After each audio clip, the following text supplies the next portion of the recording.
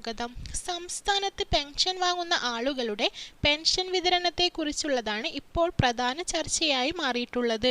55 ലക്ഷത്തോളം ആളുകളാണ് സംസ്ഥാനത്ത് നിലവിൽ പെൻഷൻ വാങ്ങുന്നത്.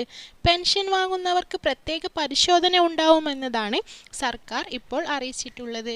ഇതേക്കുറിച്ചിട്ടുള്ള കൂടുതൽ വിവരങ്ങളാണ് നിങ്ങളുമായി ഷെയർ ചെയ്യുന്നത്.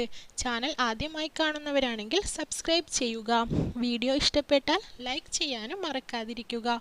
പെൻഷൻ ഗുണഭോക്താക്കൾ അറിഞ്ഞിരിക്കേണ്ട ഏറ്റവും പുതിയ അറിയിപ്പാണ് വന്നിട്ടുള്ളത്. മുഖ്യമന്ത്രിയാണ് ഈ തീരുമാനം അറിയിച്ചിട്ടുള്ളത്.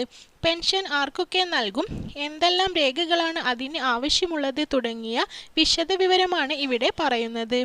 പെൻഷൻ വാങ്ങുന്ന 55 ലക്ഷം വരുന്ന ആളുകൾ പ്രത്യേകം ശ്രദ്ധിക്കുക. ഈ വിവരം മറ്റുള്ളവരിലേക്ക് ഷെയർ ചെയ്ത് എത്തിക്കാനും പ്രത്യേകം ശ്രദ്ധിക്കുക. എല്ലാ വീടുകളിലും നേരിട്ടെത്തി പരിശോധന ഉണ്ടാവുമെന്നതാണ് അറിയിപ്പുണ്ടായിരുന്നത്. എന്നാൽ അതിന് സാധിക്കാത്ത സാഹചര്യത്തിൽ നിലവിൽ പല ഭാഗങ്ങളിൽ നിന്നും ഉയർന്നു വന്നിട്ടുള്ള പരാതികളുടെ അടിസ്ഥാനത്തിൽ ആ മേഖലകളിലായിരിക്കും ആദ്യം പരിശോധന ഉണ്ടാവുക. ഉദ്യോഗസ്ഥർ നേരിട്ടെത്തി ഗുണഭോക്താവിൻ്റെ ഭൗതിക നിലവാരം പരിശോധിക്കുന്നതായിരിക്കും. വീടിൻ്റെ സ്ഥിതി, വരുമാന മാർഗങ്ങൾ എന്നിവയെല്ലാം കൃത്യമായി പരിശോധിക്കും. 1 ഏക്കറിന് മുകളിൽ പുരയിടം ഉള്ളവരും പിടിക്കപ്പെടും. അതിനാൽ രജിസ്ട്രേഷൻ ഡിപ്പാർട്ട്മെൻറ്റിനെ ഏൽപ്പിക്കുകയാണ് ചെയ്യുക. 4 ചക്രവാഹനം ഉള്ളവർ കണ്ടെത്തുന്നതിനായി മോട്ടോർ വകുപ്പിനെയായിരിക്കും ചുമതലപ്പെടുത്തുക. അതുകൊണ്ടുതന്നെ ഏതൊക്കെ ഗുണഭോക്താക്കൾക്കാണ് വാഹനം ഉള്ളതെന്ന് കൃത്യമായി അറിയാനാവും. ഓരോ മേഖലകളിൽ കൂടിയും പരിശോധന നടത്തിയാൽ കൃത്യമായി എല്ലാ കണക്കുകളും കണ്ടെത്താനാവും.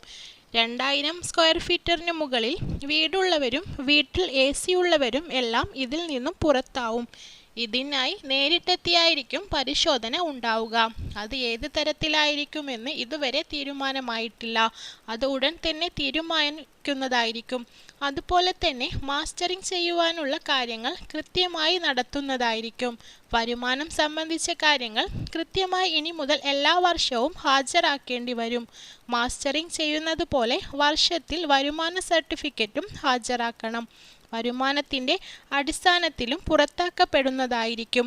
1 ലക്ഷത്തിന് മുകളിൽ വരുമാനമുള്ളവർക്കും അതിന് അർഹതയില്ലാത്തവർക്ക് പുറത്താക്കപ്പെടുന്നതായിരിക്കും.